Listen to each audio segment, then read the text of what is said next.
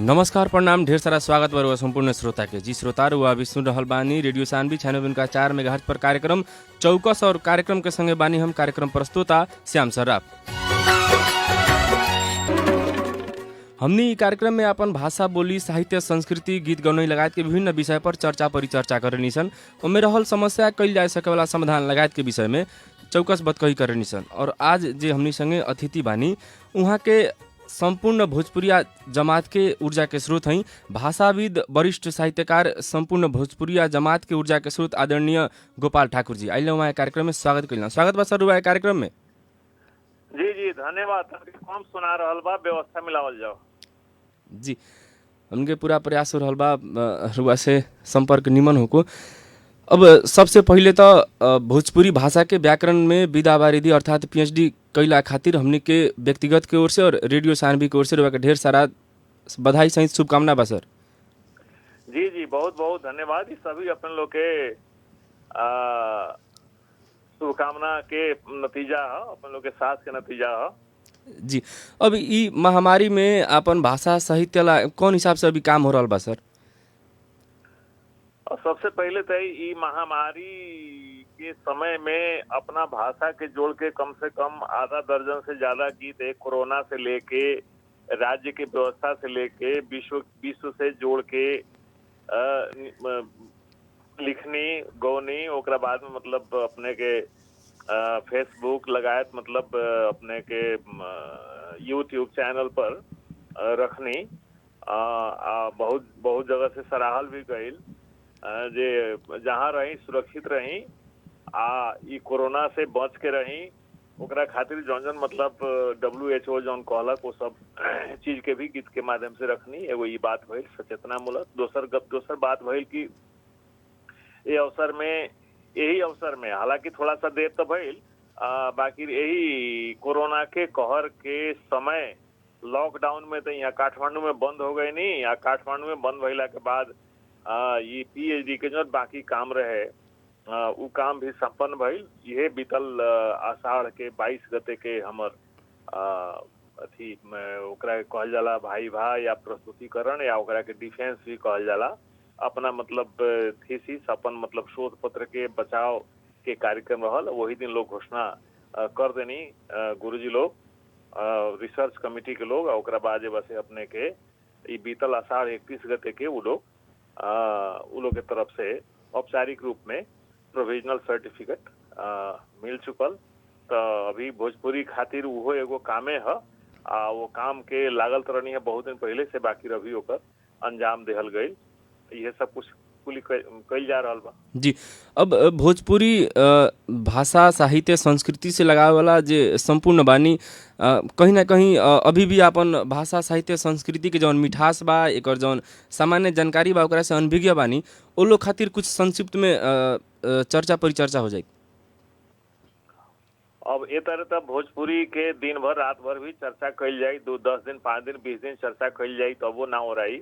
जी तो जी वही से अब कौना क्षेत्र में अपने छोट अगर जिज्ञासा राखें प्रश्न बना के हमरा से करें तो हमरा तनके बेसी आसानी हुई। वही से शुरुआत कइल जाओ कि कहाँ से शुरू करी। जी सबसे पहले तो रुआ विशेषता अपन भाषा साहित्य संस्कृति पर अग्रपंक्ति में रह के काम कर रहल बानी। रुआ बुझाई में नेपाल में भोजपुरी के अवस्था साथे हमने के भोजपुरी के गढ़ मानने वाला प्रदेश नंबर 2 के अवस्था कैसन बा अभी? प्रदेश नंबर 2 के सबसे पहले अपने के ही हम जानकारी देवे के चाहता नहीं कि जौना हिसाब से संविधान आवे के रहे वही हिसाब से संविधान ना आयल। जौना हिसाब से संघीयता आवे के रहे वही हिसाब से संघीयता ना आये।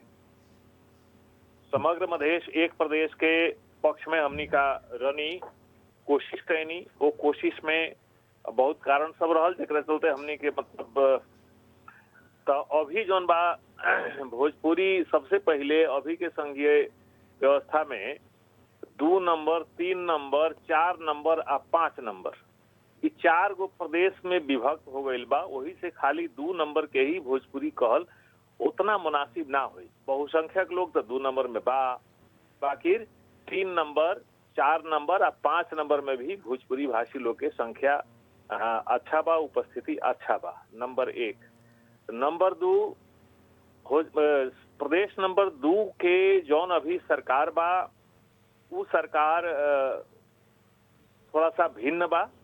यहाँ 7 गो प्रदेश में 6 गो में नेपाल कम्युनिस्ट पार्टी के सरकार बा, प्रदेश सरकार। लेकिन प्रदेश नंबर 2 में मधेशवादी लोग, हालांकि वो लोग तो मधेशवादी लिखल कहल भी अब छोड़ दिलक, अब तो मतलब जनता समाजवादी पार्टी में आ गई लोग, वो लोग के मुद्दा रहे।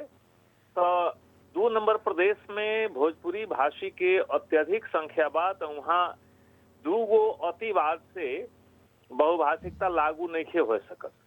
एगो पहिलका अतिवाद है जौन की मतलब शासकीय अतिवाद कि कोनो हालत में नेपाली के अलावा दूसरा मतलब भाषा लागू ना होके, ई मानसिकता तो बढ़ले बा। लेकिन ओकरा साथ साथ प्रदेश नंबर 2 के विशिष्टता में 2 गो अतिवाद बा। एगो जे तरह एक एगो भाषा नेपाली के नाम पर हमनी के सब केहू के दमन करत आ रहल बा, वही तरह यहाँ कुछ लोग बाजे पूर्व के ये मैथिल लोग जे बा से उ लोग के तरफ से हर हालत में ये मिथिला छे या मैथिली होए के चाही, ई एगो अतिवाद बा। तो दोसर एगो अतिवाद कथी बा कि अभी शासकीय जो 2 नंबर प्रदेश के शासकीय मानसिकता बा में हिंदी होके के चाही। तो ए में हमर कहनाम कथी बा कि बहुभाषिकता में अपने ले आई। संविधान के धारा 7 के अपने के 1 नंबर में संविधान के धारा 7 में अपने के 7 के 2 में बहुत क्लियर बात बा जे यहाँ के मतलब प्रदेश सरकार जब भी चाही तो वो अपना प्रदेश में एक या एक से बेसी भाषा के लागू कर सकेला। बाकी दुख के बात बा कि प्रदेश सरकार के 2.5 वर्ष बीत गए, हिंदीए सही मैथिलीए सही भोजपुरीए सही, तो एगो से बेसी कम से कम तो आवे के पड़ल न। लेकिन वो हम ई कहे के चाहता नहीं खास करके ओनली हिंदी या ओनली मैथिली वाला लोग के कि एक यूनिटरी गवर्नमेंट के मतलब एकात्मक सरकार वाला सिस्टम के हमने का फेल कर देनी। एगो भाषा एगो देश एगो राजा एगो भेष के हमने के खत्म कर देनी, तो फिर दोसर तानाशाही वाला बात काहे आ रहल बा। ठीक बा, वहाँ हिंदियो रहो मैथिलियो रहो भोजपुरियो रहो आवरी भाषा जौन बात 2 नंबर प्रदेश में रहो, लेकिन कम से कम शुरुआत में वहाँ के सबसे जबरदस्त भाषा बा मैथिली या भोजपुरी। तो मैथिली या भोजपुरी से शुरू करे में का लागल बा, हम यही अपने के कार्यक्रम के माध्यम से हमर तो सहपाठी बड़न अभी के मुख्यमंत्री माननीय लाल बाबू राउत जी बीए हमनी के साथे पढ़ले बानी, लेकिन का कर रहल बड़न समझ में नहीं आवत। तो ई 2 नंबर प्रदेश में आवरी लोग में समस्या नहीं खे, लेकिन 2 नंबर प्रदेश के सरकारे में कौन न कौन समस्या बा जेकरा चलते ये अभी लागू नहीं खे हो सकल। ई दुख के बात बा, लेकिन हमरा आशा बा कि लागू होई। जी, अब हमनी के चौकस में बानी सन बतकही भी चलत रही। राउर एगो गीत हम कहीं सुनले रही, ओमें बहुत कहीं ना मिठास रहे और गायन क्षेत्र में भी राउर बहुत बढ़िया सहभागिता रहेला और रउआ के बहुत ज़्यादा लोग कहीं ना साथ भी बानी, गुरु तुल्य रउआ के माने नहीं भी। एगो गीत राउर आए रहे मशीन होके कोनो चलाई भोजपुरिया, वो गीत के 2 लाइन हो जाते बरा सवेरे सवेरे संपूर्ण श्रोता बिंद के दिन चौकस हो जाते। अब ये गीत के कथी बा कि सन 2001 में गई रनी मुंबई में विश्व भोजपुरी सम्मेलन के भारतीय इकाई के राष्ट्रीय अधिवेशन रहे। और राष्ट्रीय अधिवेशन में ओहबेरा भारत के पूर्व प्रधानमंत्री विश्वनाथ प्रताप सिंह प्रमुख अतिथि के रूप में आई रनी। वहाँ का करीब 1.5 घंटा तकले भोजपुरी में भाषण कैनी। और भाषण शुरू कैनी कि अरे भाई केहू कुछो कही, लेकिन कौनो मशीन ऐसा बनल नहीं है जो उनकी भोजपुरिया में के हाथ में आवे या ना चले, तो उहे के मुंह से निकलल मशीन होई कौनो चलाई भोजपुरिया। तो हमरा दिमाग में आइल, मन में आइल कि एकरा के एगो पूरा गीत के रूप में आगाड़ी बढ़ावल जाए के चाही। तो 2058 साल के अगहन पूस के तरफ ये गीत लिखाइल। ये गीत के धुन बनल। एगो कार्यक्रम निर्मोहिया एल्बम हमनी का निकलले रहनी, वही निर्मोहिया एल्बम के सार्वजनिकीकरण समारोह में ये गीत के पहिलका बेर हम प्रस्तुत करनी। हम सुना देतानी। जी जी। पूर्व पश्चिम उत्तर दक्षिण हो पूर्व पश्चिम उत्तर दक्षिण जाही कौन ओरिया, मशीन होई कवनो चलाई भोजपुरिया, मशीन होई कवनो चलाई भोजपुरिया। भोजपुरियन के उद्गम के संदर्भ में जी जी भारत नेपाल एकर जरिया मुकाम रहल, धरती के सोनवा धरती से सोनवा उगावे के काम रहल, दुख के पहाड़ पर बनावे ई डगरिया, मशीन होई कवनो चलाई भोजपुरिया। आज की अवस्था में भोजपुरिया लोग के उपस्थिति के बारे में जी जी फिजी, मॉरिशस, ट्रिनिडाद चाहे सूरीनाम, जिंदगी के कागज पर अमर कइले नाम। फिजी, मॉरिशस, ट्रिनिडाद चाहे सूरीनाम, जिंदगी के कागज पर अमर कइले नाम। सर्ग बनावे जहां डाले ही नजरिया, मशीन होई कवनो चलाई भोजपुरिया, मशीन होई कवनो चलाई भोजपुरिया।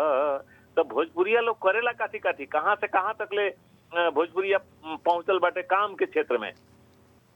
कोल्हू क्रसर थ्रेसर चक्की हालर चलावेला, जलयान रेलगाड़ी रॉकेट उड़ावेला।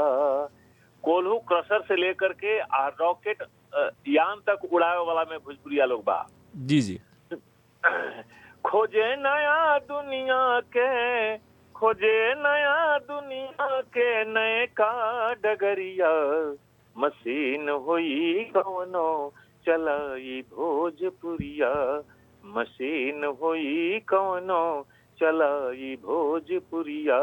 जी तो ये बा मशीन होई कौनो चलाई भोजपुरिया। जी वास्तव में जौन हमनी के शान बा पहचान बा ओकरा के संपूर्ण चौतरफी रूप से रचना करके उनमें राउर आवाज में प्रस्तुत हो रहल बा, ई और हमनी खातिर गर्व के बात बाटे। अब हमनी के बतकही के ओर लागल रही जे युवा आज के दिन में अपन भाषा साहित्य संस्कृति ला काम कइल चाहतानी और जे पहले से काम कर रहल बानी अग्रज लोग, ई दोनों के बीच में कैसन समन्वय के जरूरी बा आज के दिन में? बहुत बढ़िया सवाल अपने करी है कि भोजपुरी के विषय में, भोजपुरी के उत्थान खातिर लागल पहिलका लोग आ फिर मतलब अभी के नया पीढ़ी के बीच में एगो समन्वयकारी भूमिका के जरूरी का हम देखा तानी कि पुरानका लोग जितना लोग बा वो लोग के समय में प्रविधि के उतना पहुंच ना रहे, वो लोग के ज्यादा समय बिता के बहुत ज्यादा तपस्या के बाद में कोनो कृति आवे। बाकी आज के युवा पीढ़ी, आज के नया पीढ़ी के अगाड़ी प्रविधि के इतना ज्यादा सहजता बा कि अपने के बतावे के चाहता नहीं कि प्रविधि के सहजता के वजह से भोजपुरी नेपाली अंग्रेजी शब्दकोश आ गई जमा 2-3 बरिस में, जबकि एगो शब्दकोश बनावे में इससे पहले कैसे नहीं इतिहास बा कि केहू शब्दकोश बनावल शुरू करे तो ओकरा विश्वासे ना रहे कि हमारा जिंदगी में बनी कि ना बनी। तो ये प्रविधि के लेके अभी के युवा लोग के बढ़िया अवसर बा। तो ये अवसर में जे पुराना पीढ़ी लोग बा आ जे नया लोग बा वो लोग के बीच में एगो हम ये कहे के चाहता नहीं कि पुरानको लोग के नया प्रविधि सीखे के पड़ल आ नयको लोग के थोड़ा सा मतलब अपने के अभ्यास आ काम में ज्यादा मतलब ध्यान देवे के पड़ल। ये दोनों चीज के बहुत बहुत मतलब जरूरी हम देखा तानी। नंबर 1 जी। नंबर 2 पुराना पीढ़ी वाला लोग अपना के बीच में जौन मतलब अपना बीच में जौन ज्यादा दम्भ रखेला, हमरा हम यहाँ कहे में संकोच ना माने कि जे लोग बा वो लोग जे लिखता बुझता जे भोजपुरी ओतने बा, ए से बाहर आवे के पड़ल पुरानका पीढ़ी के। वो लोग के ये स्वीकार करे के पड़ल कि नयका लोग लिखता आ हम जे लिखता नहीं वैसे फरक आ वैसे फरक धार में दोसर के वो लिखता वो भोजपुरी है। एकरा चलते कथी बा कि हमनिये में से हम नाम ना ले लेकिन हमनिये के जनरेशन के केहू आदमी रौतहट के लोग के इतना झपरलक जे उ लोग आज मतलब बजिका में पहुंच गई बा। उ लोग कहता जे बजिका में हमरा कोनो बजिका कहे में हमरा कोनो परेशानी नहीं है, बाकी बजिका भी भोजपुरिये है। हमनी का जौन बोलता नहीं तो मल्लिका है। हमनी से पश्चिम लोग बोलेला वो काशिका है। तो भोजपुरी के 3 गो आदिम स्वरूप है, काशिका, मल्लिका, बजिका।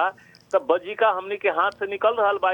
मतलब हमनिए के जनरेशन के हमनिए के जनरेशन वाला में से कुछ लोग के मतलब ई कमजोरी रहल बा जे उ लोग थोड़ा सा पूर्व वाला के भोजपुरी ना माने के, थोड़ा सा पश्चिम वाला के भोजपुरी ना माने के, तो ई सब थारू के भोजपुरी ना माने के, तो ई सब जौन गलती हो रहा बा एकरा से बचे खातिर हम सबसे पहले पुरनका पीढ़ी हमारा जनरेशन वाला के सब लोग के हमरा निहोरा बा कि रउआ जे लिखतानी वो भोजपुरी बा, लेकिन रउआ से बाकियों लोग लिखता वो भोजपुरी बा। ये चीज के स्वीकार करे के पड़ल नंबर 1। वही तरह से नौजवान नया लोग में जौन एगो चीज अभी आयल बा भोजपुरी के नाम पर जौन बहुत ज्यादा अश्लीलता आयल बा, वो अश्लीलता के ओर से थोड़ा सा सतर्क रहे के पड़ी। आ इस संदर्भ में 2-4 गो बात हम ये बतावे के चाहेम कि सबसे पहले कौनो प्रस्तुति में महिला और पुरुष दोनों के सहभागिता अगर रही तो अश्लीलता आधा से ज्यादा तो वही जान मतलब ब्रेक लाग जाये ओकरा। तो वही से महिला लोग के आगाड़ी ले आवल जरूरी बा। महिला हस्ताक्षर के अभी कमी बा हमनी के भोजपुरी साहित्य के क्षेत्र में, भोजपुरी गाना बजाना के क्षेत्र में। एकरा खातिर एक और बात हम जोड़े के चाहता नहीं कि हमनी के जौन अपने के मजहबी साहित्य जौन बा, धर्म हम ऐसे ना कहें कि धर्म कोनो हिंदू, मुस्लिम, सिख, ईसाई ना होला, ई मजहब है। तो ई मजहबी चक्कर में, इस संप्रदाय के चक्कर में, हिंदू संप्रदाय, हिंदू के भीतर भी हम फलना संप्रदाय, चिलना संप्रदाय, तो वो सब साहित्य के अगर उल्टा के देखें तो महिला के बहुत ज्यादा मतलब दबा के रखल गई बटे। उतने ना गाना बजाना मंच पर आवे वाली महिला के खराब नजर से देखे के जो नजरिया बा, वो नजरिया के परिवर्तन करे के पड़ल। और ओकरा साथे साथ मतलब आपने इहो कहे के चाहता नहीं कि भानुभक्त तो यहाँ तक ले भी लिखले बड़न कि जौन औरत हंसत या उ बेसे है। तो ऐसा किस्म के सोच से बाहर आवे के पड़ल। हमनियों के साहित्य में, धार्मिक साहित्य में कि कोनो अगर राज दरबार में कोनो उत्सव होता तो में लिखल बटे बेश्याएं नाचने लगी, माने नाचे वाला समूचा बेश्या। तो ई जो सोच बा गलत सामंती सोच बा, सामंती सोच से बाहर आवे के पड़ी सबसे पहले। और ओकरा बाद जब से श्रोता लोग में भी हम ये अनुभव करे, ये मतलब हम अनुरोध करे के चाहता नहीं कि श्रोता लोग भी कम से कम कौन ठीक बा कौन बेठीक बा ओकर एगो डेट लाइन, ओकर मतलब एगो टाइम लाइन बना के जे गलत करता ओकरा के कहे के हिम्मत भी राखे के पड़ल। यही से जुड़ल बात कथी बा कि ये संदर्भ में अभी के पालिका, महानगर पालिका, उप महानगर पालिका, नगर पालिका, गांव पालिका, ये सबके हाथ में पावर बा। वो जगह भी एगो मतलब सेंसर बोर्ड के भी हम जरूरी देखतानी। वो में युवा लोग के सक्रियता हम बेसी हम अपेक्षा करतानी। तो एक तरह से अगर कुछ कुली काम होए तो पुराना जनरेशन और नया जनरेशन, पुराना पीढ़ी नया पीढ़ी के बीच के जोन गैप बा ओकरा के हमने के बहुत हद तक न्यून कर सकता है। जी, अब रउआ ऐसन प्रतिभा के स्रोत से बतियाए के बहुत ज़्यादा विषय बा, लेकिन हमने के समय के अभाव बाटे, समय के भीतरे रह के बतियाए के पड़ी। हमने के कार्यक्रम के अंत में बानी सन, हमने के रेडियो सुन संपूर्ण श्रोता के रउआ का कहे के चाहें? संपूर्ण श्रोता से हमरा ई कहे के बा कि भाषा रउआ बोलेम तो रही, ना बोलेम तो ना रही। संस्कृत दुनिया के सबसे समृद्ध भाषा बा। संस्कृत ही संसार की एक ही वैसन भाषा बा जौना में कौना जगह पर कैसन काहे लिखाता वो सबके जवाब बा। लेकिन वो संस्कृत आज मृत हो गई, संस्कृत लोग के जुबान पर ना रहल तो मर गई। वही तरह से आज वैसे भोजपुरी के ऊपर आवरी भाषा के बहुत कसके दबाव बा, शासकीय दबाव बा, अंग्रेजी के दबाव बा, अपने के नेपाली के दबाव बा, हिंदी के दबाव बा। भारत में भोजपुरी के संवैधानिक मान्यता खातिर बहुत बड़ा मतलब संघर्ष लोग करता बरसों बरिस से। कितना लोग सांसद बन गए, कितना लोग मंत्री बन गए। प्रधानमंत्री मोदियो कहलन जे हम जीतेम तो भोजपुरी के 8वीं अनुसूची में राखम, लेकिन वो तो नहीं खे होत। लेकिन नेपाल में हमने के तुलनात्मक रूप से थोड़ा सा हमने के आगे बानी, हमने के सौभाग्यशाली बानी कि संविधान में कह दिलक कि नेपाल में बोलल जाए वाला समूचा भाषा यहाँ के राष्ट्रभाषा हुई। और साथ साथ आवरी भी कुछ अधिकार बा, प्रदेश सरकार के अधिकार बा, तो कुछ बा। लेकिन रुआ अपना घर में ना बोले तो सबसे बड़ा रुआ मतलब अपराध करता नहीं, रुआ अपने प्रति अपराध करता नहीं। ये संदर्भ में हम एक और बात कोट करे के चाहें कि स्टालिन जैसन महान मतलब राजनीतिज्ञ, सोवियत संघ के निर्माता, वहाँ का कहले बनी कि जौना समाज के भाषा मरी उ समाजो मरी। भाषा मरला के बाद में अपने के उत्पादन खत्म हो या उत्पादन खत्म भइला के बाद में उस समाज के मृत्यु हो जाए।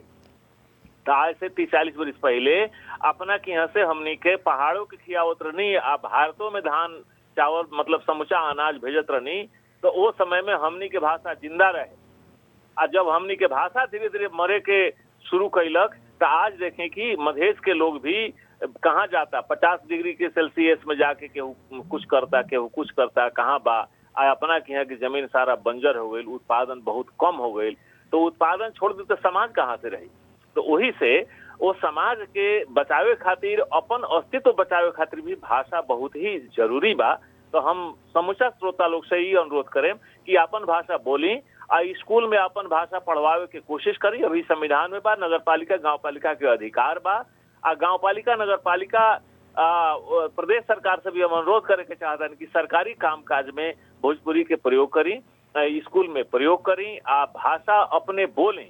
एक जगह हम इहो संकोच करे के ना चाहें कि हमनी के जनरेशन के कुछ साहित्यकार लोग बा, खास करके गोपाल अस्कर जी, जो उनकरा घर में भोजपुरी ना बोलल जाला, भोजपुरी के बहुत बड़ा मतलब वहाँ का साहित्यकार हो गए बानी। तो ये द्वैत चरित्र से भी काम हम चले वाला नहीं थे, तो वो लोग के भी कहे के पड़ी। वही तरह से और भी लोग बा जे कि मतलब भोजपुरी में लिखी, खूब लिखी, बाकी मतलब भोजपुरी के विरोधी काम करी। तो वैसन जो जौन द्वैत चरित्र वाला बात बा, वो द्वैत चरित्र के छोड़े के परी। ये हम कुछ बात करे के चाहता नहीं, बेसी तो हम का कहीं जी।